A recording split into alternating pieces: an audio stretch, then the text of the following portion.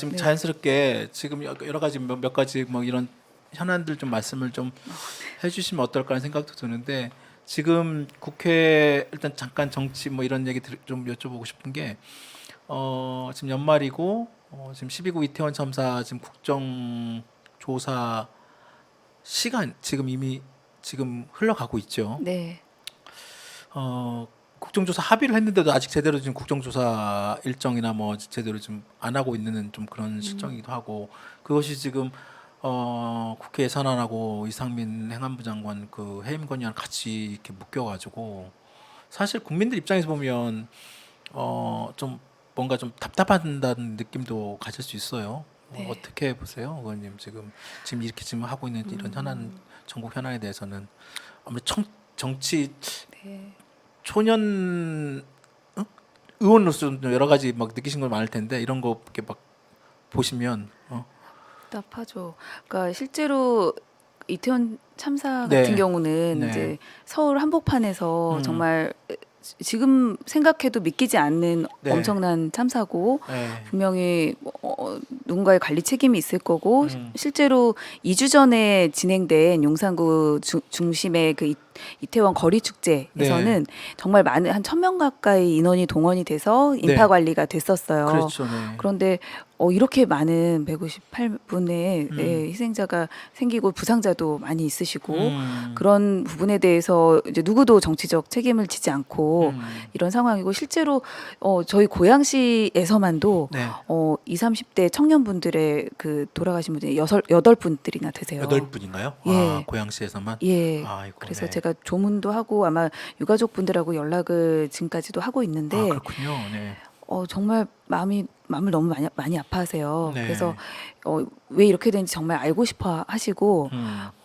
향후에 어떻게 뭐 책임자 처벌이라든가 진상규명이 될지 궁금해하시고 근데 이런 부분에 대해서 실제로 처음에는 아마 저희도 이제 당연히 이런 추도를 해야 되고 음, 이런 기간을 거쳤지만 음, 어 실제 진상규명 관련해서 수사가 음, 특수본에서 뭐 500명 인원으로 굉장히 네, 하고 있다고는 네, 하는데 네, 실제로 나중에 지금 막 수사되는 상황을 보면 네, 당시 뭐 비번임에도 불구하고 정말 손까지 떨면서 최선을 음, 다했던 뭐 용산 소방서장은 뭐 업무상 과실치사상으로 네, 이렇게 입건이 돼서 막 조사도 받고 소환되고 이러는데 정작 그 초반에는 정말 네, 서울시라든가 뭐 용산구까지는 수사가 안 돼 있었고 네, 지금은 된다고 하더라도 책임이 그렇게 이렇게 명확하게 되고 음, 있지 않고 가장 중요한 것은 사실은 재난안전관리 총괄 책임자 이제 이상민 음, 장관에 대해서 본인도 처음에는 굉장히 잘못이 없다. 음, 뭐 경찰이 투입됐어도 달라질 건 음. 없었다는 식으로 인파가 그렇게 많지 않았다 이런 발언을 바로 직후에 했어요. 맞습니다. 네. 이런 부분에 그리고 지금 아마 4명 정도가 이제 구속영장 발부돼서 네. 2명이 지금 현재 구속이 네, 됐는데 맞습니다. 구속되신 분들은 과장급이에요. 네, 수사에 맞아요. 정보과장이나 뭐 네, 삭제했다고. 그리고 아마도 이제 행안부도 압수수색을 최근에 했음에도 행안부 장관은 거기 집무실은 압수수색이 안 돼 맞아요. 있고 네, 그런 부분에 대해서 더 저희가 봤을 때는 좀 이상하다 느낀 게 처음에는 이제 급하게 사고 수습을 위해서 행안부 장관이 내려갈 수 없다. 음, 뭐 그랬는데 어느 순간 갑자기 최근이지만 재난안전 대책 TF를 갑자기 발족을 하고 네, TF 단장으로 이상민 네, 장관이 단장이 됐죠. 네, 그래서 이 모든 게 이상민 지키기인가 음, 지금 그럴 때가 아닌데 음, 그리고 좀 심지어 그 국힘에서도 음, 뭐 홍준표 뭐 안철수, 유승민 전 의원조차 음, 이상민 장관이 그 정치적 책임이라도 일단 지고 네, 해야 되지 음, 않겠냐. 그리고 국정조사 때 네, 사실은 저희가 특검까지 했지만 특검은 타결이 안 됐고 국정조사만 통과가 네, 됐잖아요. 네, 근데 강제 수사권이 있는 건 아니기 때문에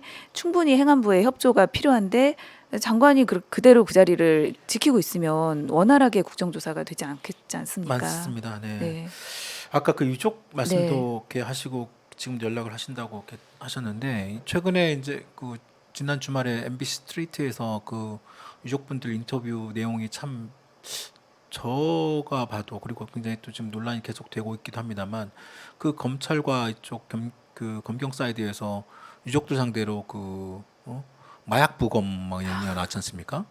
혹시 그 얘기도 들으신 적 혹시 저는 들으실 수 마약 있나요? 혹시? 마약을 위해 부검을 하는지 몰랐어요. 그런데 음. 제가 고양시 유가족 한 네. 8분 중에 네. 두 곳은 이제 서울에서 해서 한 네. 6곳을 조문을 갔고 아, 그중에 그러셨군요. 네. 말씀을 나누고 위로하고 네. 그랬는데 거기서 부검 그러니까 이게 뭐 루틴하게 물어보는 건지 모르지만 부검 요청이 와서 네. 어떤 분은 그냥 동의를 해주셨고 아, 그 중에 어떤 분은 또 예. 부검 동의를 해주셨고 해야 되는가 보다 그렇죠. 하고 그 예. 일반 쉽게 유가족들은 막 경황도 없고 예, 그다음에 또 막 맞아요. 검사나 이런 사람들이 막 이런 얘기 하면 또 네. 해야 되나 보다 또 막 그렇게 생각하시는 분도 있을 수 있습니다. 그래서 예. 또 동의하실 수도 분도 있고 계시고 어떤 분은 뭐 그런 의심을 한 게 아니라 네. 우리 아들이 이렇게 죽은 것도 너무 마음이 아픈데 네. 신체를 훼손하고 싶지 그럼요. 않다. 그래서 그럼요. 반대를 하신 네. 분도 있고 그래서 그때 듣고 그냥 지나갔어요. 근데 만약에 그게 정말 뭐 마약을 위한 부검이라면 이건 정말 너무 두 번 죽이는 일. 말도 안 되는 일이죠, 예. 정말. 네. 그래서 저는 이게 저는 뭐 한때 뭐라 합니까? 그 정부에서 그 명단 그리고 유가족들 사이에 했던 막 철저하게 그 연결이나 네. 차단하는 어떤 뭐 지금 여러 가지 뭐 자치단체마다 약간 입장이 다릅니다 합니다만 그 유가족들 사이에서 어떤 막 그걸 이제 재난의 뭐 고립화라고 얘기하시는 분도 계시던데 그 이후에 그 또 유가족분들 뭐 저번에 그 야당 야삼당 그 자리에 오셨는데 여당은 안 나왔지만 그 자리 또 여러 가지 증언들이나 그리고 이번에 그 검찰에서 뭐 물론 공식적으로 검찰총장은 지시한 적 없다.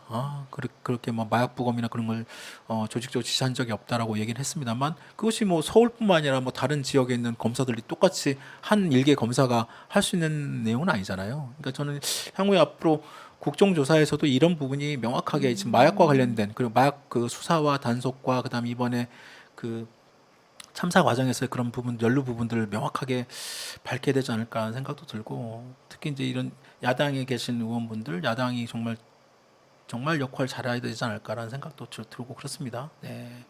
또 뭐 요즘에 또 그 검찰 수사 대장동 수사를 둘러싼 여러 가지 좀 얘기도 많잖아요. 뭐 네. 이재명 대표 또 예전에 또 대변인도 하셨더라고요. 과거에 또 예. 선거 때 그 되게 활동도 많이 하셨던데 어떻게 보세요? 지금 문재인 정부 뭐 성 국가안보실장 구속도 됐고 최근에 오늘자 또 신문 보니까 뭐 국정원 뭐 1급, 2급들 뭐 엄청난 많은 인력들 막 지금 인적 청산 차원에서 막 대기 발령 내고 엄청나게 지금 뭐 여러 가지 일들이 많습니다. 그리고 네.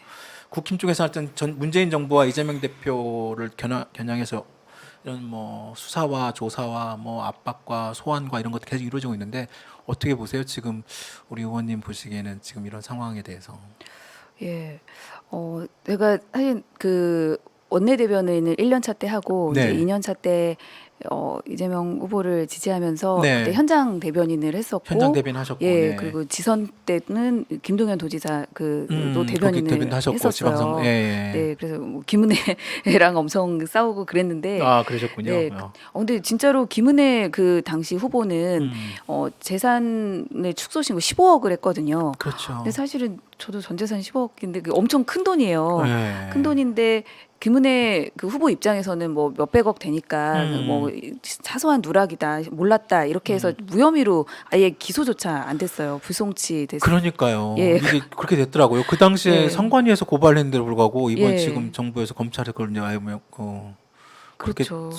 아예 그냥 송치를 안 했더라고요. 아니요. 예. 예, 그런데 지금 이재명 후보에 대해서는 광범위하게 굉장히 수사가 들어가고 있고 이 부분을 뭐 꼭 대장동 사건이 아니라 하더라도 생각해 보면 저도 막 이렇게 자료를 찾아봤어요. 네. 근데 대선 자금 수사로 가장 유명한 게 이제 음. 2003년에 네. 2002년 대선 때 이해창 총재 그 네. 한나라당 차떼기 사건 네. 트럭으로 엄청나게 현금으로 그냥 박스로 막 갖다- 톤을 뭐, 현금을 주고 네. 그랬는데 당시에 수사를 했던 분이 이제 아마 대검 중수부장 안대희 네. 전 대법관이고 네. 어제 기사 보고 이제 약간 좀 아이러니한데 네. 그 가장 뭐 하여튼 에이스 검사 중수부장이었고 네. 그 팀이 드림팀이다 했는데 네. 거기 이제 윤석열 검사, 한동훈 검사가 더라고요. 음. 그러니까 이미 20년 이전부터 그 이제 공안부 특수부에서는 완전히 전문가였던 것 같고 이런 특히 수사에 이런 대선 네. 자금이나 정치 자금 수사와 관련해서는 예. 네. 그러니까 꼭 이 내정도 사건만 아니라도 음. 제 느낌에는 그러니까 윤석열 대통령 그리고 이제 한동훈 지금 법무장관. 법무부 장관 네. 입장에서는 가장 자신 있는 잘하는 분야인 것 같아요. 보통 사람이 위기를 느끼면 지지율이 20%대로 갑자기 낮아졌잖아요. 그러면 국정 동력이 없고 네. 그럴 때 본인이 가장 장기 있는 잘하는 걸로 이제 내세울 수밖에 없고 정치 자금 수사다. 예, 예. 그래서 잘하는 거를 했고 그러다 보니까 사실은 민생이나 경제 네. 부분이 좀 굉장히 위기잖아요. 사실 그렇습니다. 이거는 윤석열 정부의 원죄는 아니지만 왜냐하면 지금 대외적인 여건이, 미중 패권이나 네, 그런 부분도 아니면 있죠. 여러 가지 대외 경제가 안 좋아서 우리나라도 영향을 받은 경제 위기지만 이걸 극복할 생각은 안 하고 좀 너무 정치 보복이라든가 정치 수사 본인의 잘하는 것만 네. 이렇게 부각하는 부분이 국민 입장에서는 안타깝죠. 그럴 때가 아닌데. 예. 특히 또 방금 말씀하신 것처럼 경제 상황이나 이런 지금 챙겨야 될 게 얼마나 많습니까? 네. 그 외교도 뭐 외교입니다만 특히 그럼에도 불구하고 지금 정치 보복이라고 볼 수 있을 정도로 야당을 향한 어떤 그리고 전 정부를 향한 어떤 수사와 압박 그런 과정이 과연 지금 이럴 땐가? 네, 그런 생각 충분히 들 수 있습니다.